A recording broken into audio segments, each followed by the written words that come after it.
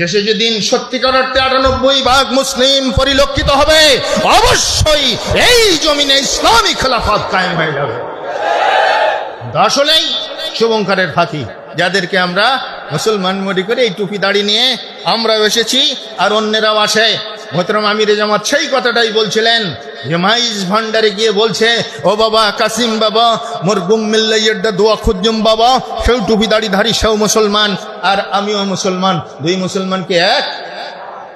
চিটাগাংয়ের ভাষায় বলে, ও বাবা কাসিম বাবা, মোর গুম মিল্লাইয়েরটা দোয়া খুঁজুম বাবা, হে কাসিম বাবা, তোর কাছে আমি একটা সন্তানের জন্য দোয়া চাচ্ছি, হ্যাঁ ফয়েজ চাচ্ছি, তুই ফয়েজিয়াত দিয়ে আমাকে একটা ছেলে সন্তান দিয়ে দে। কাসিম সন্তান দিতে পারে?